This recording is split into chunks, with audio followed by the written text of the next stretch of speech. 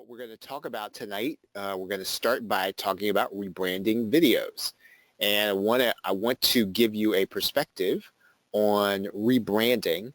If you get this perspective, then the whole idea about taking PLR and redoing it in a way that's going to both help you to generate more leads and then to make more money, I think this will kind of make it a little clearer as to what it is you're trying to accomplish when you're doing this, right? And I think that's what everybody wants to know. So let's dive right in, and let's start by talking about rebranding videos. Let's talk about rebranding videos.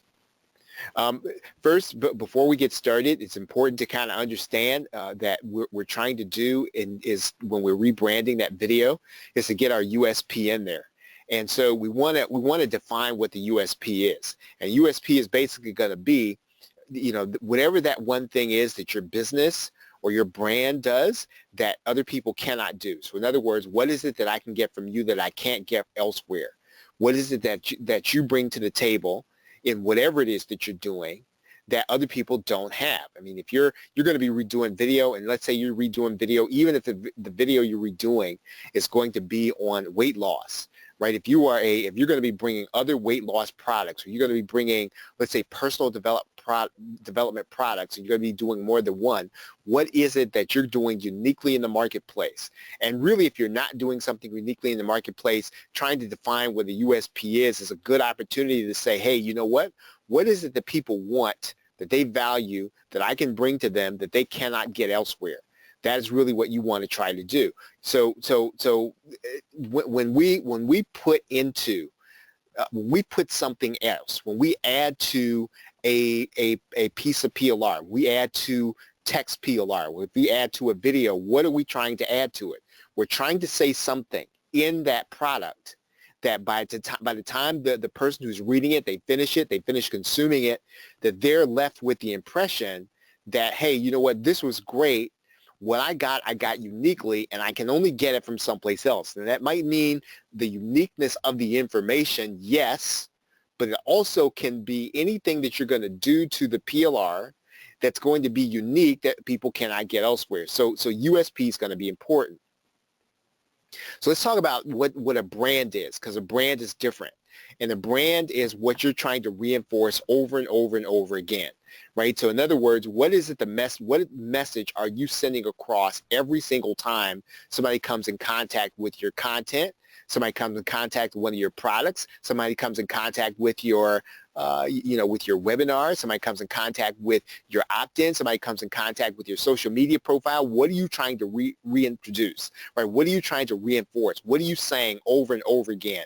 And think about what a brand is, right? If I were to brand a horse, it would be something that I kind of, that I basically took something and just almost emblazoned my logo or something on someone. So how do you get somebody to the point where you have branded yourself into their consciousness?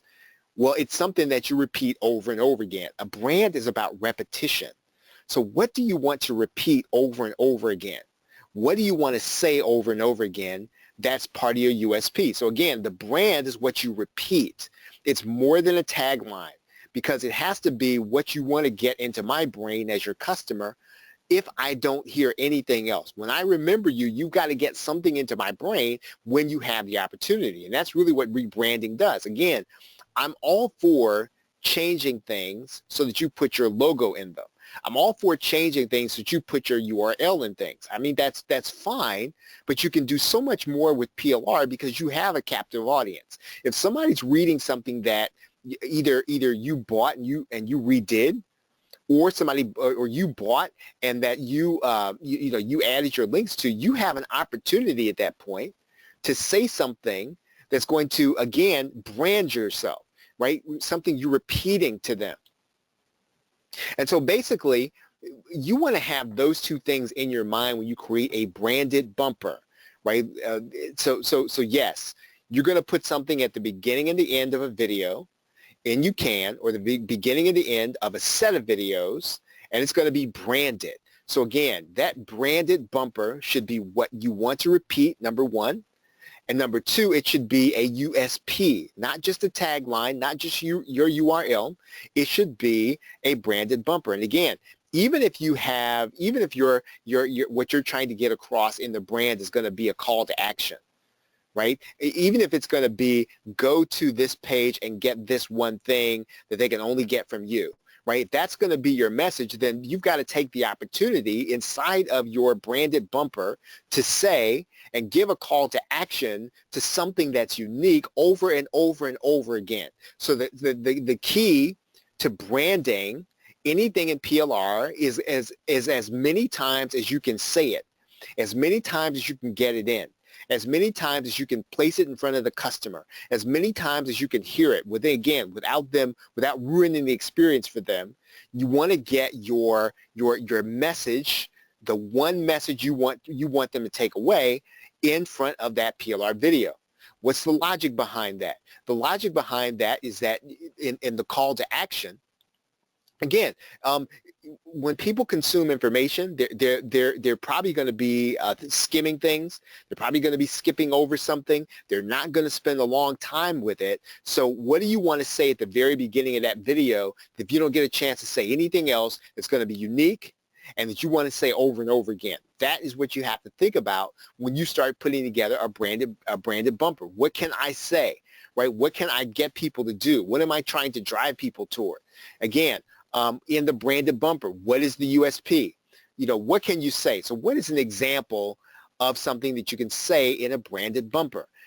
When you're talking about, first of all, your unique take on the information. So in other words, yes, they're going to get PLR from, let's say, us, but you are going to explain what it means in your context. So you get a PLR video, and what you're going to do is you're going to tell people what it means. Let's say that your niche is weight loss instructors. Well, what can a weight loss instructor do with, let's say, Amazon S3? Well, you're going to explain that because you're the expert on your niche. If you are the expert in let's say, a productivity coaching, right? You're going to bring context to the PLR, and that is what you're trying to do in the branded bumper. You're going to give context, number one. Number two, you are also going to make sure that at the end of your discussion, whatever it is that you're bringing to that unique PLR video, that you're going to leave people with an explicit instruction to go and do something. Right? And that is what you can say inside of your branded bumper. Should you do one, or should you do one for each video? If possible, you should do a branded bumper for each video that you're going to be selling. You should do a branded bumper for each video that you're going to be putting on your website. If you're going to use PLR, number one, you should be giving context to it. Number two, you should be stating your brand. Number three, you should have a USP. All those three elements make a branded bumper. So again, yes, it's necessary for you to make it unique and make a good experience from the video. Yes, it's great to have, let's say, something that you say about your business, but you've got to give the call to action too. All three things belong in the branded bumper. The question is going to be now, the question comes up, should you outsource the voiceover? And I'm going to always say no to that. Right? Because again, especially when it comes to the PLR video, you can have your voice part of the video as long as you're bringing valuable context. Right? When you say inside of the video, here's what you're going to say. Let's say that you bought a PLR video and they're going to hear my voice teaching a concept. Well, you're going to come on at the beginning and you're going to tell them what it means. You're going to point out to them some of the things they're about to see and how they should think about it. You're going to point out to them how they're going to use it in your niche. It should be your voice doing that. And again, you can do that credibly by saying, hey, we partner with this company to teach these things, but here are the things that you're going to have to remember about what you are about to see. Then really and truly, if you really want to do a high quality job with the video, you put a bumper at the end. And that bumper says something like, hey, this is what happened in this video. Here are the things that you want to think about once again. In order to get more information about more of these things, here's where you want to go to this page in order to get this thing that we have for you, because we're the only ones that do this, right? All of those three things should be inside of your bumper. The context, the branding, and the USP.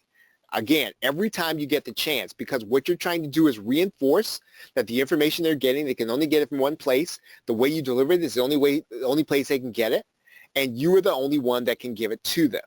So let's talk about video only. So let's go on screen. So you should have a video editor if you're going to rebrand your video. The most important thing are going to be the things that we have just discussed, right? Because if you're trying to figure out, well, what should I say in my bumper, right? Those are the things that you must put in there in order for it to help you to generate more profit, right?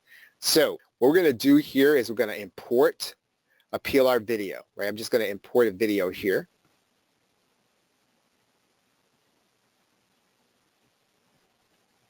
And we're going to bring that video onto the timeline. Right now I've got a couple of choices when I rebrand the video. Of course, what I can do is I can record another video. Right now, let's just say that for the sake of argument, let's just say that this video is the one that you recorded as your bumper. This video is the one you recorded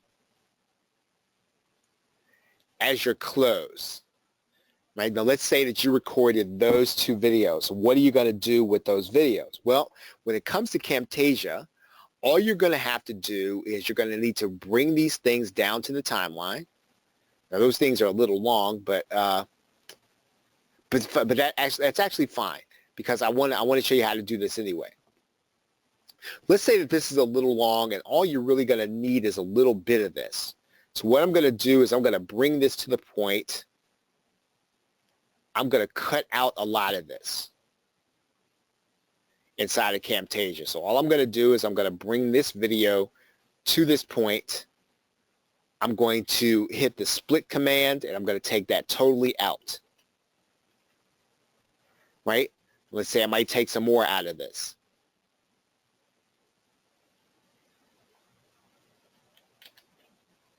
And all I have here is the beginning of my bumper. I'm going to put this here at the beginning. I'm going to slide this down. I can bring these things down to the same track. And typically inside of any video editor, one of the things you're going to be able to do is you're going to be able to use transitions.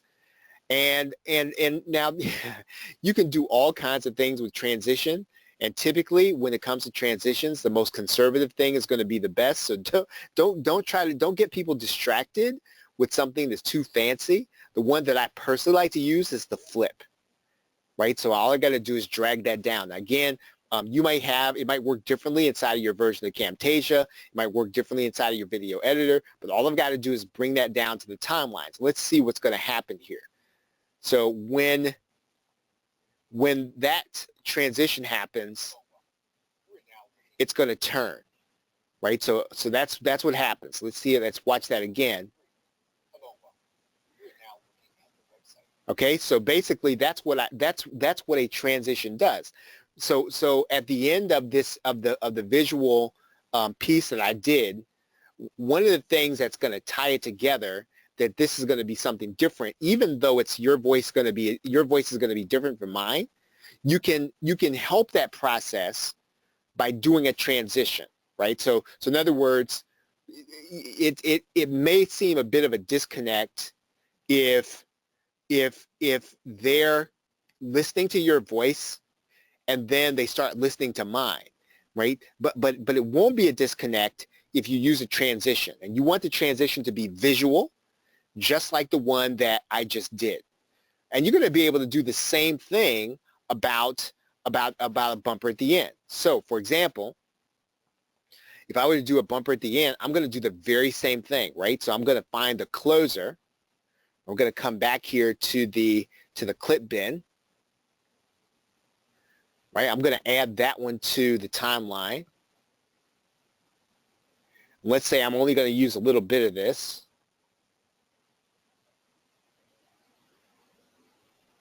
I'm going to cut this off.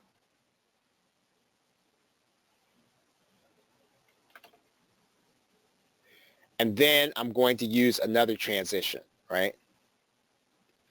I personally like to use the very same transition. I don't like to use two different transitions in the same one, right? So again, I like to have this here. Let's talk about. So that's all we're really trying to do visually with the with the transition. Okay, so one of the questions is, how do I feel about using callouts? I think that if you can use a callout in a way that's going to complement what you're trying to do. So for example, if my goal here in the bumper is to reinforce something, right, and I can do that effectively using a callout, I'll do it. So for example, maybe what I want to do here is I want to say, hey, go to www.technicaltutorials.com. Right? Let's say that that's what I wanted to do, and I wanted to make sure that that appears here for part of the video. And that's an easy way to rebrand, right? So I can do that, and that might make sense to do. Right? Maybe I might fade that out so that it comes and it goes out. Right? So yeah, so if you can use it in a way that goes along with what you're trying to do, I think a call out can be good as long as it adds to what the person is trying to accomplish. Okay, so the question is there a way to fill in the black part? So let's see. If what you mean is, let's say that what I'm going to try to do here, I'm going to take this call out. And one of the things that Camtasia will allow you to do with the library is it will allow you to do what's called a title clip. And I think that might be what you're talking about.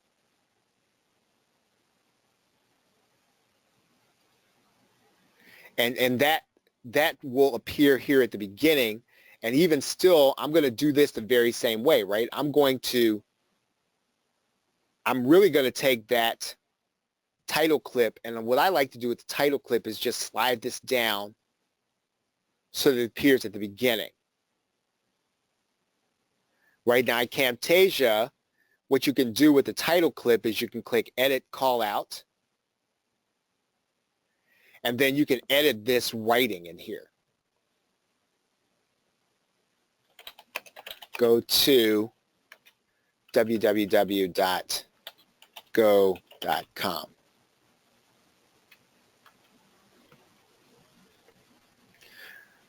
Right, and then of course it's going to transition in. Okay, so when you say you've got so the question is about a black cloth background, but it doesn't cover a little corner. If you're adding in a transition, if you're going to add something from up here, one of the things that you can always do with Camtasia, let's say you're going to add in a shape, is you want to look at the shape's properties. Right, whenever you have a shape property, what you can do is you can look at the fill and change the color, right? So if we click that down arrow, we can change that fill color to green, right? Then the background's going to be green. We can look at the fill color, and we can make it red.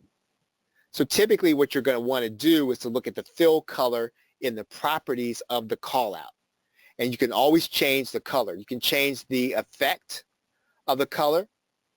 Right, so we can change the style. We can typically change whether or not there's going to be a border around it. So you're always going to find that when you are in the properties area of the particular callout. Right, so when you get to the callout, there should be areas where you can adjust the callout. Okay, great question. That was actually right alongside of what we're trying to do. So again, when you're adding in your branded video, you should probably do the video ahead of time, right? When you're adding it to the timeline.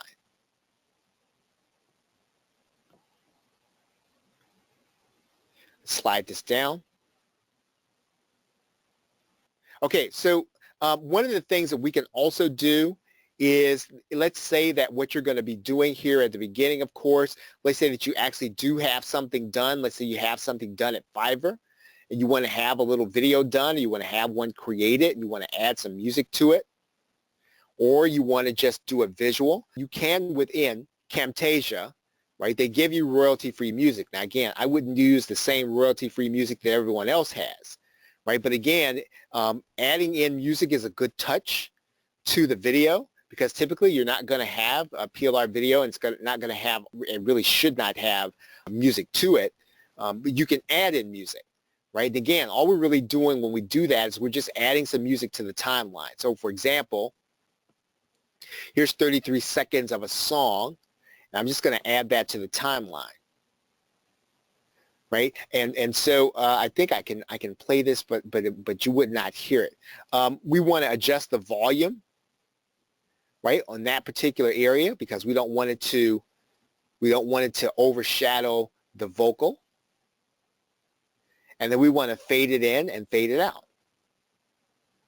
Right now, you can always add in music any place on the timeline that you want it.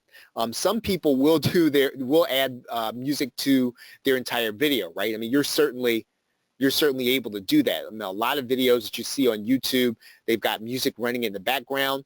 If you've got something unique and you've got something you want to add to a PLR video, that's certainly something that you can do. But I would just stick to adding in the audio or the additional music to your bumper. Right. One of the questions is about how the video appears when you first play it.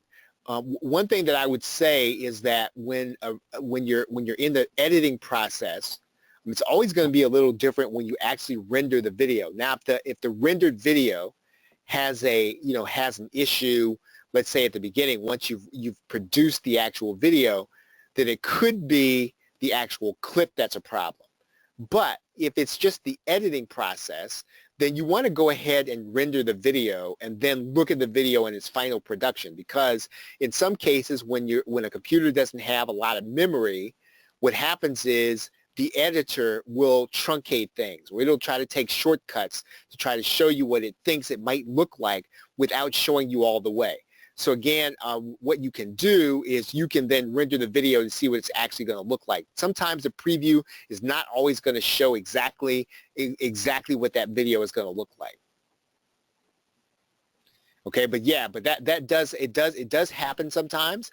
It does happen that when you render a video, or when you're working with a video in the editor will not always show the video doing what it's going to eventually look like.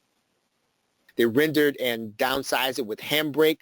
If possible, you shouldn't have to downgrade it, downsize it. If anything that you're doing in Camtasia, you're typically not going to have to. You should not have to downsize unless you're adding something huge to the video.